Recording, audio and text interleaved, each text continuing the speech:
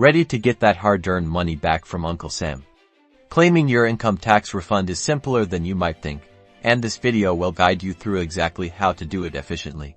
The very first, and perhaps most crucial, step is to file your income tax return accurately. This means double-checking all the information, from your personal details to your reported income. Even a small error can delay your refund or lead to it being denied. Next, make sure you're claiming every single deduction and tax credit you're eligible for. These can significantly reduce your taxable income, resulting in a larger refund. Don't overlook things like student loan interest, retirement contributions, or qualified educational expenses. Consult government tax resources or a tax professional if you're unsure about what applies to you.